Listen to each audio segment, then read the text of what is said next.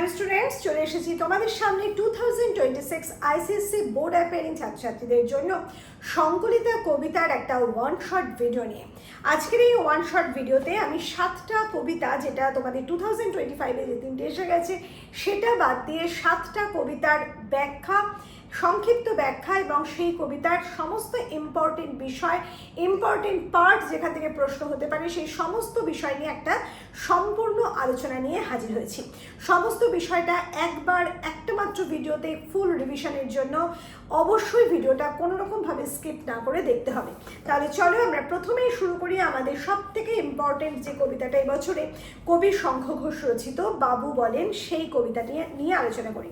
প্রথমে বলবো যে কবি শঙ্খ ঘোষের যে নাম আমরা কবিতায় পাচ্ছি সেটা কিন্তু কবির ছদ্মনাম। কবির আসল নাম দেখবে কবি পরিচিতিতে দেওয়া আছে, কবির আসল নাম চিত্তপ্রিয় ঘোষ।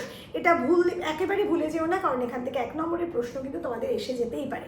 কবিতার যে মূল কাব্যগ্রন্থ সেটা হচ্ছে বাবরের প্রার্থনা।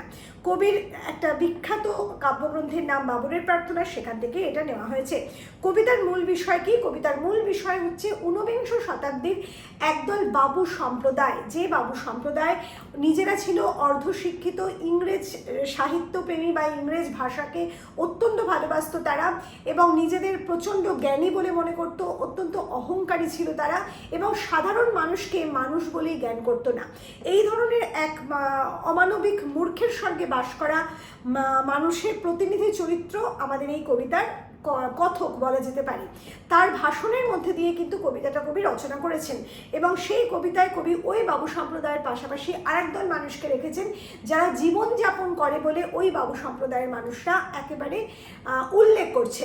কবি বলেছেন যে এই বাবু সম্প্রদায়ের মানুষের উক্তি দিয়ে যে আমরা সব থেকে শ্রেষ্ঠ, এই পৃথিবীটাকে আখ্যান ব্যাখ্যান দ্বারা আমরা সব সময় যে কোনো সময় চেঞ্জ করে দিতে পারি, পরিবর্তিত করে দিতে পারি।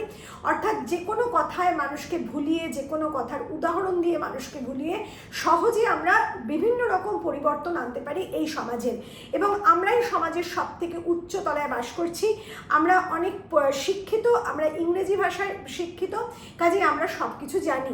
আর এই মানুষগুলো এতটাই অহংকারী যে তারা মনে করে যাদের যে ভেতরের জ্ঞান, মানে তাদের অন্তরের যে জ্ঞান, সেই জ্ঞানটা অর্থাৎ হৃদয় মেধা যাকে তারা বলছে, হৃদয়ের মেধা, হৃদয়ের অন্তরের যে মেধা অর্থাৎ বুদ্ধি, প্রচণ্ড তীক্ষ্ণ বুদ্ধি এরা রাখে। সেই বুদ্ধিটা এদের এতটাই প্রবল, সেই বুদ্ধির একটা প্রাচীর তাদেরকে সবসময় ঘিরে রেখেছে, এবং এই বুদ্ধির জোরে তারা মানবতাহীনভাবে পৃথিবীতে বাস করবে, এবং এই পৃথিবীর সাধারণ মানুষগুলোকে তারা মানবতার স্পর্শ করবে না, এবং তাতে তাদের কিছু যায় আসে না, তারা এতটাই অহংকারী। এরপরে তারা বলেছে যে আমরা শুধু পুঁথি পড়ি, আমরা বই পড়ি ঘরে বসে, আমাদের আর কোনো কাজ নেই, কারণ জীবনযাপন করাকে আমরা বিশ্বাস করি না। সেটা করুক সেই মানুষরা যারা জীবনযাপন করছে প্রতিদিন সকাল থেকে রাত পর্যন্ত প্রচণ্ড পরিশ্রম করে রোজগার করছে, তাদের সংসার প্রতিপালন করছে, তাদের সংসারের যে স্ত্রী পুত্র সন্তান তাদেরকে মানুষ করছে। এই সমস্ত কাজ আমাদের জন্য নয়, আমাদের কাজ হচ্ছে সমাজ গড়ার কাজ। আমরাই সেটা করতে পারি, আমরা চাইলে সমাজকে যে কোনো রকমভাবে পরিবর্তন দিতে পারি। আর এই মানুষগুলো মনে করে আমাদের মাথা হচ্ছে সব থেকে শ্রেষ্ঠ মাথা। কিন্তু কবিতার শেষে কবি এই মানুষগুলোর মধ্যে দিয়েই এক চরম সত্য বা যে ব্যঙ্গ কবিতা, এটাকে আমরা বলবো বাবু বলেন, সেই ব্যঙ্গ কবিতার মূল সত্যটা তুলে ধরেছেন, এবং এই বাবুর উক্তির মধ্যে দিয়েই তুলে ধরেছেন। কবি বলতে চেয়েছেন যে মানুষগুলো সমাজের একেবারে উচ্চতলায় অবস্থান করে, এই বাবু সম্প্রদায়ের কথা বলেছেন, তারা সমাজের উচ্চতলায় অবস্থান করছে, এবং তারা পুঁথির জ্ঞান দিয়ে বা পুঁথিগত শিক্ষা দ্বারা তারা যে পরিবর্তনটা আনার কথা বলছে, সাধারণ মানুষকে মানুষ জ্ঞান করছেন, এবং বিভিন্ন রকম আখ্যান ব্যাখ্যানে অর্থাৎ ভুল তত্ত্ব, ভুল কথায় মানুষকে বোঝাচ্ছে। সেই মিথ্যা এবং মেকির যে অট্টালিকা তারা তৈরি করেছে, যে ইমারত তারা গড়েছে, সেই ইমারত যে একদিন যে কোনো সময় ভেঙে পড়তে পারে সেই ধারণা কিন্তু তাদেরও আছে। তারা প্রতিনিয়ত ভয় পায়, কিন্তু ভয় পেলে কি হবে? এই মানুষগুলো ভাঙবে তবু মচকাবে না। এই মানুষগুলো যদি কোনো দিন নিজেদের যে ইমারত তারা তৈরি করেছে নিজেদের অহংকার দিয়ে, সেই অহংকারের বেড়াজাল কোনোদিন যদি ভেঙে যায়, যদি সাধারণ মানুষ ধরে ফেলে তাদের এই চালাকি পথ, যদি সাধারণ মানুষ ধরে ফেলে যে এই মানুষগুলো আসলে যা বলে সেগুলো মিথ্যা এবং মেকি, তাহলে কিন্তু একদিন তাদের এই ইমারত, তাদের এই ডেরা পুড়ে যেতে পারে। কিন্তু মানুষগুলো তখনও কিন্তু এই অহংকারের বেড়াজাল থেকে বেরিয়ে এসে সাধারণ মানুষের পাশে দাঁড়াবে না, সাধারণ মানুষকে মানব দরদি ভালোবাসা দিয়ে তাদের সঙ্গে মিশবে না। তারা তাদের যে ডেরা পুড়ে যাচ্ছে, যে ইমারত পুড়ে যাচ্ছে, সেই পুড়তে পুড়তে তারা সেই ইমারতের জানলা দিয়ে ওই মানুষগুলোর জীবনযাপনকে প্রত্যক্ষ করবে, তবু তারা নিজেরা সেই জীবনযাপনকে সম্মান জানাবে না বা সেই জীবনযাপনের অংশীদার হবে না। এটাই হচ্ছে এই কবিতার মূল বিষয়। এখানে যে কোনো লাইন ধরে প্রশ্ন আসুক না কেন, তোমাদের কিন্তু মাথায় রাখতে হবে আমি এখানে বাবু সম্প্রদায়ের একজন। এই বাবু সম্প্রদায়ের যে বৈশিষ্ট্য, তারা অত্যন্ত অহংকারী, তারা অত্যন্ত পুঁথিপড়ো, তারা ইংরেজি বা বিদেশি আদব কায়দা ভালোবাসে এবং তারা সাধারণ মানুষকে বা নিচের তলার শ্রমজীবী মানুষকে মানুষ বলে জ্ঞান করে না, তাদের জীবনযাপনকে তারা ঘৃণা করে এবং সেটা তাদের কর্মফল বলে মনে করে। এটাই হচ্ছে মূল বিষয়। এরপরে যেটা আছে সেই সাধারণ মানুষের যে কথাটা, সাধারণ মানুষকে তারা কি বলে মনে করে সেটা বললাম, এরপর নিজেদের কি বলে মনে করে সেটাও আমি এতক্ষণ ধরে বলেছি, এবং তাদের ভয়টা কোথায় সেটা হচ্ছে লাস্ট স্ট্যান্ডায় কবি রেখে গেছেন, সেটা মনে রাখবে।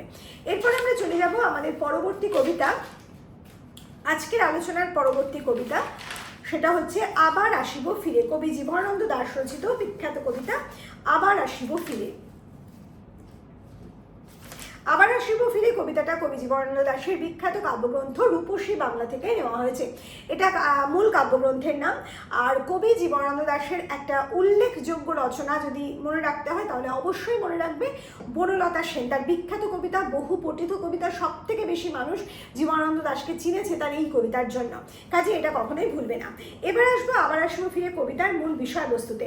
আবার আসিব কবিতার মূল বিষয়বস্তু হচ্ছে কবির স্বদেশ প্রেম, প্রকৃতি প্রেম এবং জন্ম জন্মান্তরে কবির ভালোবাসা।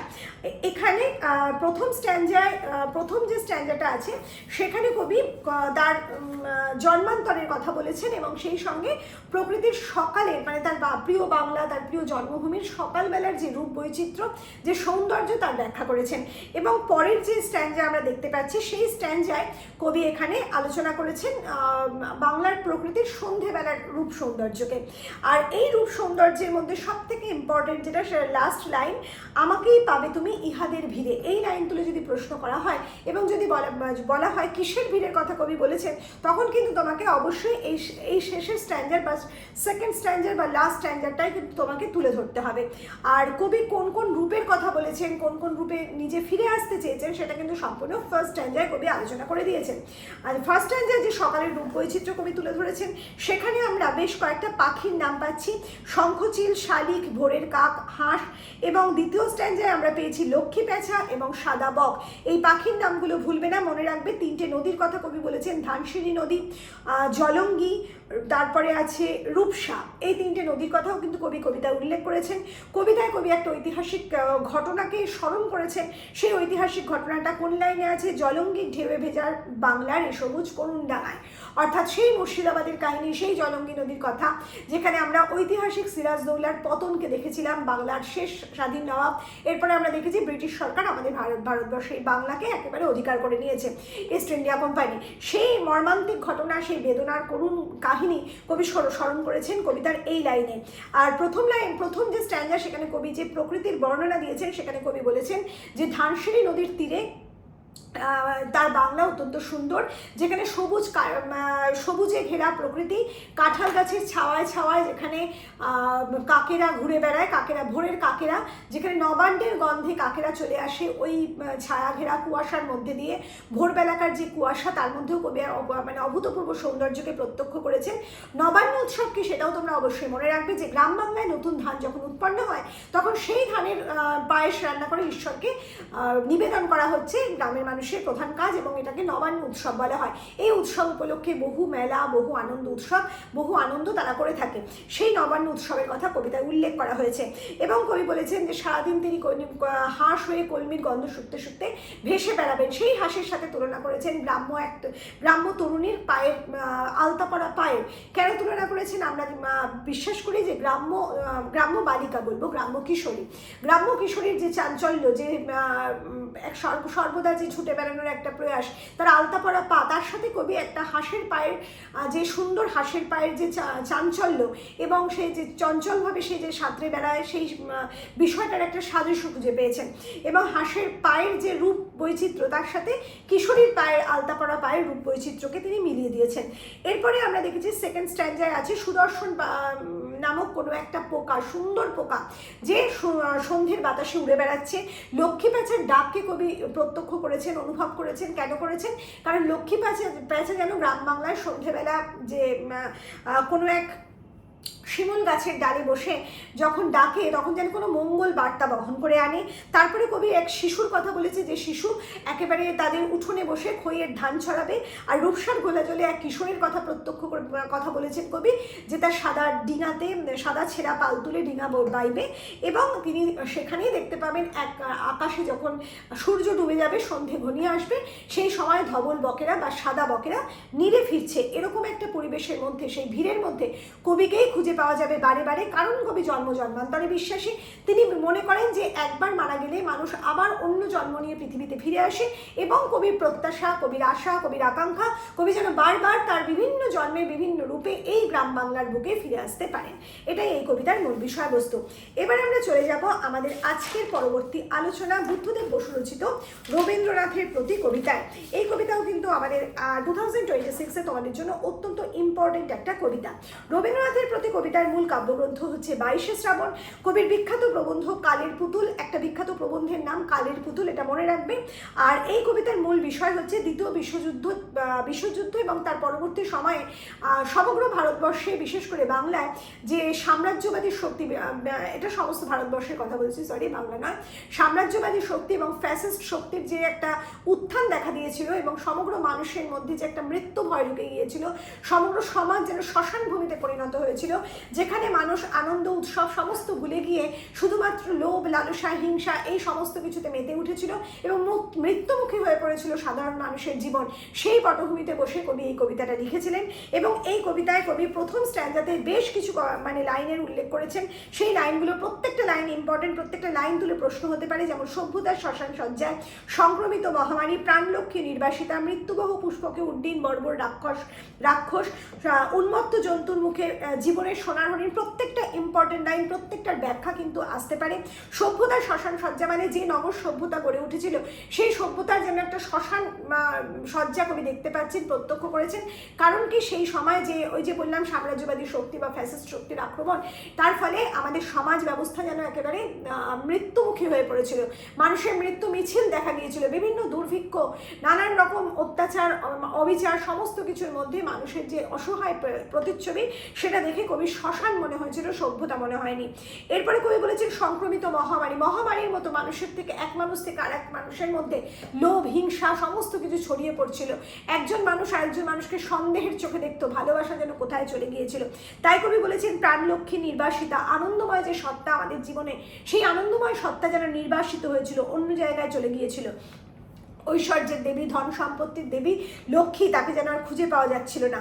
রক্তপায়ী উদ্ধত সঙ্গিনে মানে ওই যে সাম্রাজ্যবাদী শক্তিরা, তারা রক্তের পিপাসায় উন্মত্ত হয়ে উঠেছিল এবং তাদের যে সঙ্গিন, সেই সঙ্গিনে বিদ্ধ করছিল সমস্ত সুন্দরকে। এবং মৃত্যুবহ পুষ্পকে উড্ডীন বলতে কবি একটা পৌরাণিক ব্যাখ্যা দিয়েছেন সেখানে, যেখানে রাজা রাবণ, আমরা রামায়ণে পেয়েছি যে সীতা দেবীকে হরণ করেছিল, সেই সময়কে উল্লেখ করেছেন। এখানেও যেন সেই সাম্রাজ্যবাদী শক্তি হরণ করছে। সীতার মতো আমাদের সমস্ত সম্পদ, আমাদের সমস্ত সুন্দর, আমাদের সমস্ত ভালোবাসাকে, সমস্ত কিছু যেন হরণ করে নিচ্ছে ওই সাম্রাজ্যবাদী শক্তি, সে কথাই কবি বলেছেন। এবং উন্মত্ত জন্তুর মুখে বলতে উন্মত্ত জন্তু বলে কবি ওই শক্তিগুলোকেই বলেছেন।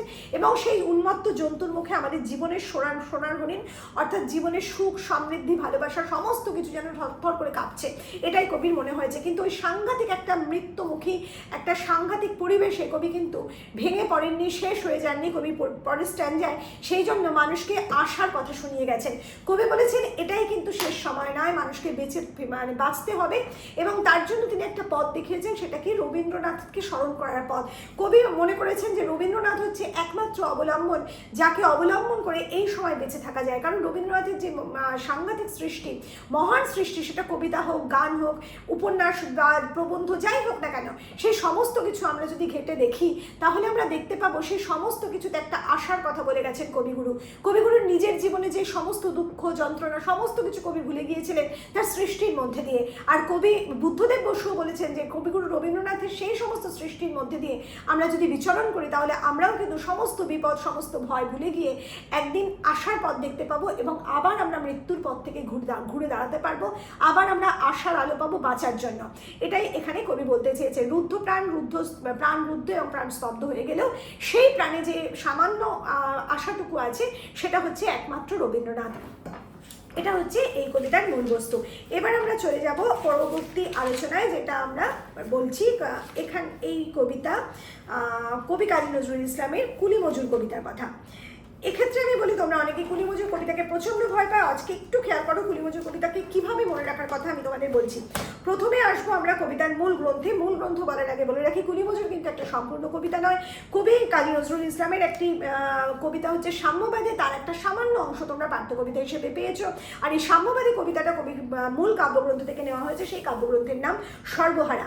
কবিতার মূল বিষয় হচ্ছে পরাধীন ভারতবর্ষে অসহায় ভারতবাসী এবং সমাজের উচ্চতর সম্প্রদায়ের কাছে শ্রমজীবী মানুষের শোষণ বঞ্চনার কথা, এবং সেই সঙ্গে শ্রমজীবী মানুষের দ্বারা আমাদের নগর সভ্যতার যে সৃষ্টির ইতিহাস সে কথা বলেছেন কবি। সেই সঙ্গে কবি শ্রমজীবী মানুষের উত্তরণের পথটাও কিন্তু দেখিয়ে দিয়েছেন এই কবিতার মধ্যেই। তাহলে আমাদের প্রথম যে বিষয়টা সেটা হচ্ছে কবিতার লেখার যে প্রেরণা, সেটা কবি কিভাবে পেয়েছিলেন। কবি কোনো সময় ট্রেনে যখন যাচ্ছিলেন তখন লক্ষ্য করেছিলেন কোনো এক বাবু সাহেব কোনো নিচু শ্রেণীর মানুষকে ট্রেন থেকে কামরা থেকে ফেলে দিচ্ছে। সে শুধু নিচু জাতের বলে, নিচু শ্রেণীর বলে।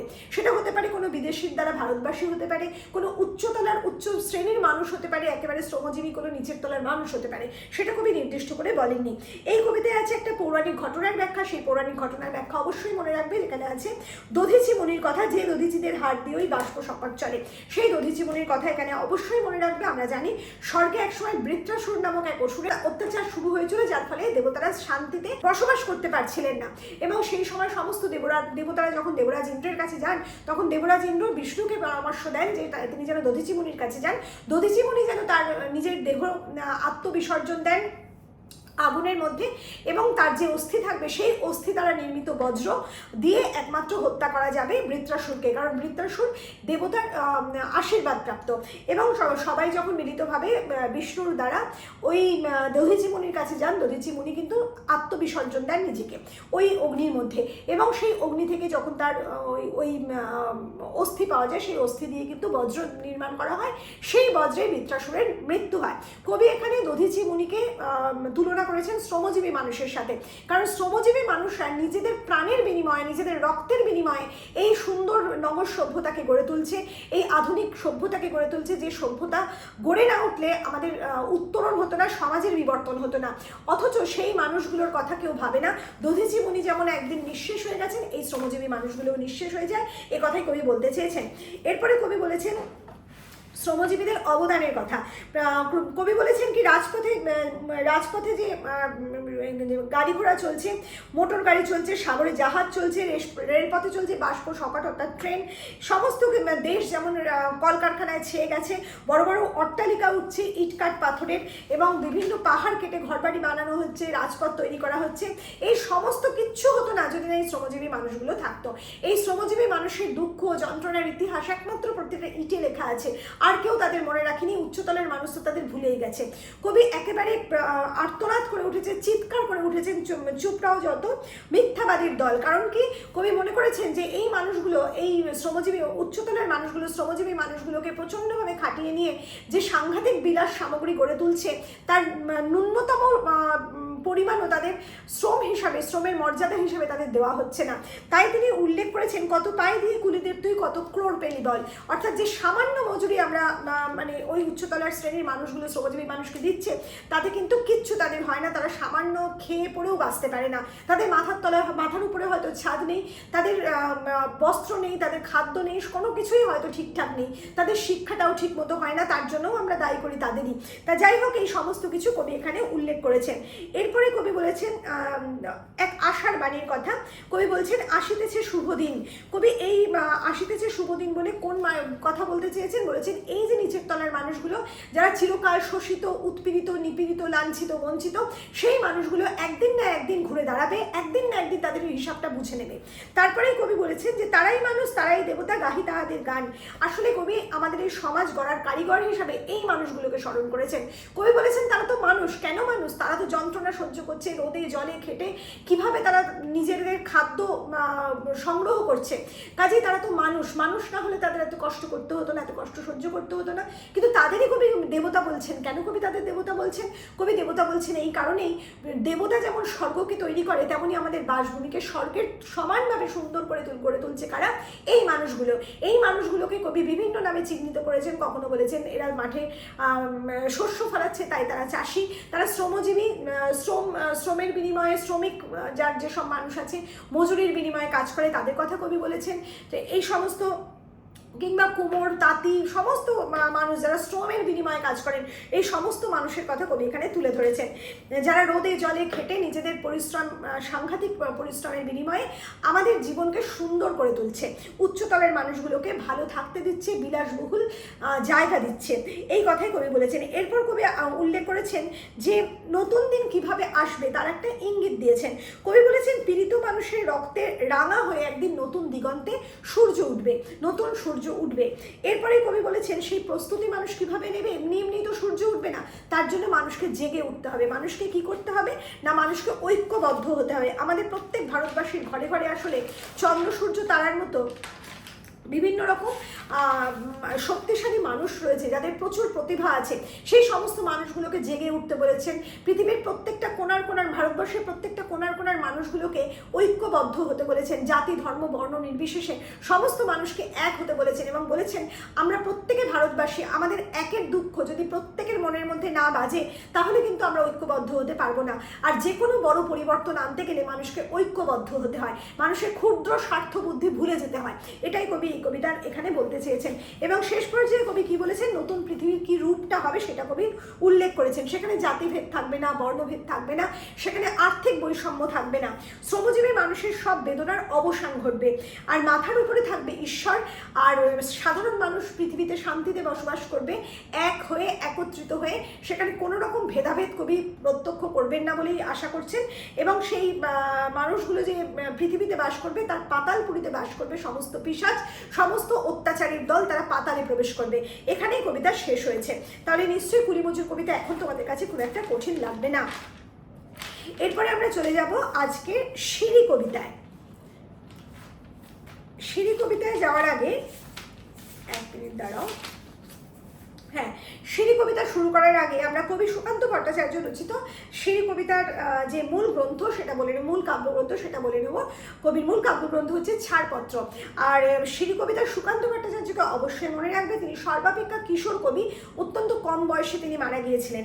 আর এরপরে যেটা এই কবিতার মূল বিষয় সিঁড়ি কবিতার, সেখানে আমরা বলতে চাই যে সিঁড়ি কবিতা কিন্তু একটা প্রতীকী বা রূপক কবিতা।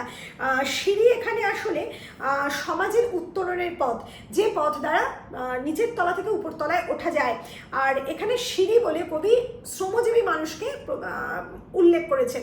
কারণ কি, শ্রমজীবী মানুষগুলোকে সিঁড়ির মতো ব্যবহার করে সমাজের উপরতলের মানুষগুলো, রাজনৈতিক নেতারা, এমনকি ইংরেজ সরকার, কারণ যে সময় ধরে কবি কবিতা লিখছেন তখন ভারতবর্ষ পরাধীন, এই সমস্ত মানুষগুলো উত্তরণের পথে আরোহণ করছে সেই সমস্ত সিঁড়ি দিয়ে, সেই সিঁড়িরা আসলে এই নিচের তলার শ্রমজীবী মানুষ, তাদের পায়ে দলিত করে মারিয়ে তারা উপরের তলায় উঠে যাচ্ছে। তোমরা বলে কবি সমাজের উচ্চতলার মানুষকে বুঝিয়েছেন, আমরা বলে সমাজের নিচের তলার মানুষকে বুঝিয়েছেন। কবি নিজেকেও একজন শ্রমজীবী শ্রেণীর মধ্যেই অন্তর্ভুক্ত করেছেন। তারপরে কবি এখানে শোষিত, পীড়িত, অবহেলিত যে মানুষ, শ্রমজীবী মানুষ, তাদের কথা বলতে গিয়ে একেবারে শেষে শোষিত মানুষকে মানে তিনটে রূপ এখানে দেখিয়েছেন। প্রথমে দেখিয়েছেন উচ্চতলার মানুষের চরিত্রটা, দ্বিতীয় যে স্টেপ সেখানে কবি দেখিয়েছেন এই শোষিত মানুষগুলোকে কিভাবে উপঢৌকনের দ্বারা ভুলিয়ে রাখে এই উচ্চতলার মানুষগুলো, আর তারপর একেবারে শেষ স্ট্যান্ডায় গিয়ে কবি একটা ঐতিহাসিক চরিত্রকে এনেছেন, কিন্তু ঐতিহাসিক চরিত্রকে আনার সাথে সাথে সমগ্র কালের একটা মূল সত্যকে তুলে ধরেছেন। তাহলে আমরা প্রথমে কি আসবো উচ্চতলার মানুষের চরিত্রতে। সে উচ্চতলার মানুষগুলো নিচের তলার মানুষগুলোকে শোষণ করে সিঁড়ির মতো ব্যবহার করে উপরে উঠে যায়, বিলাসবহুল সাম্রাজ্যে পৌঁছে যায়, যেটা আমরা কুলি মজুরে বললাম। তারা কিন্তু একবারও পিছন ফিরে তাকায় না এই মানুষগুলো খাচ্ছে কিনা, তারা ভালো আছে কিনা, তারা পড়তে পারছে কিনা, তাদের স্বাস্থ্যের সব কিছু ঠিক আছে কিনা, এই কোনো কিছু তারা দেখে না। তারা শুধু নিজেদের কথা চিন্তা করে, নিজেদের ভালোর কথা চিন্তা করে, নিজেদের স্বার্থের কথা চিন্তা করে, এবং ক্ষতবিক্ষত হচ্ছে প্রতিদিন সিঁড়ি, অর্থাৎ এই শ্রমজীবী মানুষগুলো। সেই রক্তের দিকে তাকায় না ওই উপরতলার মানুষগুলো। এরপরে কবি যে কথা বলেছেন যে উপঢৌকনের কথা, কবি বলছেন এই নিচের তলার মানুষগুলোর মুখ চাপা দিয়ে রাখে এই উপরতলার মানুষগুলো তাদের নানান রকম উপঢৌকন দিয়ে, তাদের নানা রকম উপহার দিয়ে। এই উপহার আসলে কবি বলেছেন সিঁড়ির ওপর যে কার্পেট পাতা থাকে, সেই কার্পেট যেমন সিঁড়ির দাগকে ঢেকে রাখে, তেমনি এই উপহারগুলো ওই নিচের তলার মানুষগুলোর রক্তকে ঢেকে রাখে, শোষণ অত্যাচারকে ঢেকে রাখে, তারা মুখ বন্ধ করে থাকে। কিন্তু কবি তারপরেই বলেছেন তবু আমরা জানি চিরকাল আর পৃথিবীর কাছে চাপা থাকবে না। কি চাপা থাকবে না? এই মৃত্যু কাহিনী, এই চাপা, এই যে শোষণ কাহিনী, এই যন্ত্রণার কাহিনী একদিন বহির্বিশ্বের কাছে, সকল মানুষের কাছে এই কথা প্রচার হবে, সকল মানুষ বুঝতে পারবে শোষিতের যন্ত্রণাটা কি। এবং এই কথা বলতে গিয়ে কবি একটা ঐতিহাসিক চরিত্রকে তুলেছেন, হুমায়ুন, মুঘল সম্রাট হুমায়ুনের কথা। মুঘল সম্রাট হুমায়ুন তার নিজস্ব লাইব্রেরি থেকে পা পিছলে, সিঁড়ি দিয়ে পা পিছলে পড়ে গিয়েছিলেন, কিন্তু তার পড়ার তো কথা ছিল না। তিনি এত বড় একজন সম্রাট, এত সাম্রাজ্যের অধিকারী, তার এরকম যে একটা সামান্যভাবে তার মৃত্যু হলো, এই মৃত্যু কাঙ্ক্ষিত ছিল না, এই মৃত্যু তার জানা ছিল না। তিনি ভাবতেন তিনি কখনো হয়তো এরম স্বাভাবিক একটা সাধারণভাবে তিনি মরতে পারেন, এটা তার কল্পনার অতীত ছিল। তাই কবি বলেছেন যে যত বড় উঁচুতেই ওঠো না কেন তারও পতন নিশ্চিত, এবং সে কখন, কোনভাবে, কিভাবে যে তার পতন আসবে সেও জানে না, কিন্তু সে যেন এই সত্য উপলব্ধি করে যে যত উপরেই উঠি আমার যেন নজরটা নিচের তলায় থাকে, কারণ আমার পতন একদিন না একদিন আসবে। এটাই এই সিঁড়ি কবিতার মূল বিষয়বস্তু। এরপর আমরা চলে যাব এখানে পরবর্তী সভ্যতার প্রতি কবিতায়। সভ্যতার প্রতি কবিতায় কবি রবীন্দ্রনাথ ঠাকুর কি বলছেন তার আগে আমরা মূল কাব্যগ্রন্থের নামটা জেনে নেব। মূল কাব্যগ্রন্থ হচ্ছে চৈতালি কাব্যগ্রন্থ। এই সভ্যতার প্রতি কবিতায় যে মূল বিষয় সেখানে হচ্ছে সভ্যতার যে সবুজ যে প্রকৃতি, সেই সবুজ প্রকৃতির ধ্বংসাবশেষের ওপর আধুনিক নগর সভ্যতার উত্থান, এবং সেই নগর সভ্যতার উত্থানের মধ্যে কবির যন্ত্রণা এবং কবির প্রার্থনা যে সেই নগর সভ্যতা যেন ধ্বংস হয়ে যায়, আরণ্যক সভ্যতা যে প্রাচীন সভ্যতা ছিল সেই প্রাচীন সভ্যতা যেন আবার উঠে আসে, এটাই কবি এখানে বলতে চেয়েছেন। এখানে কবি আমরা দেখতে পাচ্ছি চারটে দিক। এইখানে প্রথম 1 নম্বরে আছে ঈশ্বরের কাছে কবির প্রার্থনা। সেখানে কি আছে? আরণ্যক সভ্যতার একটা প্রার্থনা। ইটকাঠ লোহা দিয়ে যে নগর সভ্যতা গড়ে উঠেছে সেই সভ্যতা ধ্বংস হয়ে যায়, কবি চেয়েছেন, সেই সভ্যতা কবি চান না। এরপর নাম্বার 2 যেটা আছে আরণ্যক সভ্যতার একটা বর্ণনা কবি দিয়েছেন। সেই সভ্যতার বর্ণনা করতে গিয়ে কবি কি বলেছেন? যে সেই প্রাচীন সভ্যতায় প্রচুর গাছপালা ছিল, সেই গাছপালার সুন্দর স্নিগ্ধ ছায়ায় মানুষরা নিজেদের মতো করে আলোচনা করতো, বিভিন্ন ধ্যান গান করতো, এবং সেই মানুষগুলো কারা না? মুনি ঋষিরা ছিল। তাদের স্নিগ্ধ শান্ত জীবনযাপন ছিল, তাদের মধ্যে কোনো গ্লানি ছিল না, কারণ সেই সময় লোভ, লালসা, হিংসা এই কোনো কিছু ছিল না, কাজে গ্লানির কথা তো আসছেই না। এবং সেই মানুষগুলোর পরিধানে সামান্য বলকল চাল, অর্থাৎ গাছের চাল ছিল। এমন বিলাসবহুল কোনো ধন সম্পত্তি ছিল না যার ফলে তারা প্রচুর কিছু করবে। আর তাদের খাদ্যবস্তু হিসেবে কবি কি বলেছেন না? নিবার ধান্য। নিবার ধান্য এক বিশেষ প্রকার ধান, ধান, এই ধান শুধু যে মানে ফুটিয়ে তারা খেত, ধান থেকে চাল হয়ে তারা যে খেত তা না, যজ্ঞে আহুতিও দিত, সেই জন্য নিবার ধানের মুষ্টির কথা বলা হয়েছে। তারপরে কবি বলেছেন সুন্দর গোচারণ ভূমি, যেখানে গরুরা সুন্দরভাবে চড়ে বেড়াতো, এখন সেই কোনো কিছু, সেই সভ্যতা একেবারে মরতে বসেছে। নগর সভ্যতা কবির কাছে ক্লান্তির হয়ে উঠেছে। কবি প্রাচীন আরণ্যক সভ্যতা চাইছেন, কারণ সেই সময় যে লোভ মোহ হীন যে জীবন, সেই জীবনটা কবিকে বারবার টানছে এবং প্রকৃতির সেই সবুজটাও কবিকে টানছে। এরপর কবি কি বলেছেন? কবি বলেছেন নগর সভ্যতায় আছে প্রচুর বিলাস সামগ্রী, কিন্তু কবি চান না সেই সমস্ত কিছু। কবি রাজভোগ চান না, নিরাপদে রাজভোগ গ্রহণ করতে চান না। কেন কবি বলেছেন এই কথাটা, নিরাপদে রাজভোগের কথা? আসলে যে সময় ধরে কবিতাটা রচনা করা হয়েছে সেই সময় আমাদের ভারতবর্ষ পরাধীন, এবং পরাধীন ভারতবর্ষে জীবনযাপন মানে পাখি যেমন খাঁচার মধ্যে বাস করে তেমন জীবনযাপন। কবি আসলে ভারতবাসীকে বহির্বিশ্বের দিকে তাকাতে বলেছেন। কবি বলেছেন যে এই ইংরেজ সরকারের দাস হয়ে তাদের কথায় চলার কোনো অর্থ নেই। বহির্বিশ্বের মানুষ কত এগিয়ে চলছে, আমরা যদি সেদিকে তাকাই তাহলে বুঝতে পারবো আমরা কত পিছিয়ে আছি। আর ভারতবাসীর মনের মধ্যে কবি বুঝতে পেরেছেন যে তাদের মধ্যে একটা শক্তি আছে, তাদের প্রত্যেকের মধ্যে সেই শক্তিটাকে কবি জাগাতে চেয়েছেন। তাই কবি বলেছেন পক্ষের বিস্তার চাই। আর কবি নিজে বলেছেন আমার বক্ষে ফিরে পেতে চাই সেই শক্তি, যে শক্তি আসলে লুকিয়ে রয়েছে প্রত্যেক ভারতবাসীর মনের মধ্যে, যে প্রচণ্ড অদম্য শক্তি আছে, সৃষ্টির ইচ্ছা আছে, সেই সমস্ত কিছু কবি আবার ফিরে পেতে চেয়েছেন। কবি পরাণের স্পর্শ করতে চেয়েছেন বহির্বিশ্বকে, এই অনন্ত জগতের একটা হৃদস্পন্দনকে অনুভব করতে চেয়েছেন কবি এই কবিতায়। তাহলে বুঝতে পারছো সভ্যতার প্রতি কবিতার মূল বিষয়বস্তু কি। এরপরে আমরা চলে যাব আমাদের আজকের শেষ যে কবিতা, বঙ্গভূমির প্রতি। বঙ্গভূমির প্রতি কবিতা কবি মাইকেল মধুসূদন দত্ত রচনা করেছেন একটা বিশেষ সময়। কোন সময়? এখানে সেই সমস্ত কিছু কিন্তু উল্লেখ্য। এখানে মূল কাব্যগ্রন্থের কথা নেই, কারণ কবি তার প্রিয় বন্ধু রাজশেখর বসুকে যখন একটা চিঠি লিখেছিলেন তার বিলেত যাত্রার পূর্বে, সেই চিঠিতে কবি এই কবিতাটা উল্লেখ করেছিলেন, লিখেছিলেন, এবং সেখানেই প্রথম এই কবিতাটা পাওয়া যায়। পরবর্তীকালে বিভিন্ন প্রকাশক বিভিন্ন জায়গায় এই কবিতাটাকে ছাপিয়েছে। আর একথাও মনে রাখবে যে কবি মধুসূদন দত্ত প্রথম অমিত্রাক্ষর ছন্দ রচনা করেছেন। অমিত্রাক্ষর ছন্দ, স্পেলিং যেন কখনো ভুল না হয়, অমৃতাক্ষর ছন্দ নয়, কিন্তু অমিত্রাক্ষর ছন্দ। এখানে কবি একটা বায়রনের একটা বিখ্যাত লাইন উল্লেখ করেছেন, মাই নেটিভ ল্যান্ড গুড নাইট। এই লাইনটাও কিন্তু মনে রাখবে, যে কোনো সময় প্রশ্ন আসতে পারে। ঊনবিংশ শতকের একজন বিখ্যাত কবি হচ্ছেন কবি মধুসূদন দত্ত। আচ্ছা, এখানে আমি বলবো কবি কোন সময় কবিতা লিখেছেন বললাম, বিলেত যাত্রার ঠিক পূর্বে। আর বিলেত যাত্রার উদ্দেশ্য কি ছিল? কবির উদ্দেশ্য ছিল দুটো। কবি চেয়েছিলেন বায়রন মিল্টনের মতো অনেক বড় কবি হতে, মহাকবি হতে, এবং আরেকটা উদ্দেশ্য ছিল যে বিদেশে গিয়ে ব্যারিস্টারি পড়ে অনেক ব্যারিস্টার হয়ে অনেক অর্থ উপার্জন করবেন তিনি। এই দুটো উদ্দেশ্য নিয়ে তিনি বিলেত যাত্রা করছিলেন। কিন্তু কবি ভয় পেয়েছিলেন। কি ভয় পেয়েছিলেন? কবি মনে হয়েছিল কোনো কারণে, কোনো ভুলবশত কবি যদি ওখানেই থেকে যান, বা কবির ওখানে যদি মৃত্যু হয়, জীবতারা যদি খসে, জীবনরূপ তারা যদি আকাশরূপ দেহ থেকে খসে পড়ে, তাহলে কবি কি করবেন? তো কবি বলতে চেয়েছেন যে এই দেশমাতৃকা যেন তাকে কোনো রকম ভাবে ভুলে না যান। ভুলে যাওয়ার যে ভয়, সেটাই কবি আসলে পেয়েছিলেন, কবিকে পেয়ে বসেছিল। তাই কবি এখানে প্রার্থনা জানিয়েছেন। কার কাছে প্রার্থনা জানিয়েছেন? দেশমাতৃকার কাছে, বঙ্গজননীর কাছে। কবি বলেছেন যে দেশ মা যেন তাকে কখনোই ভুলে না যান।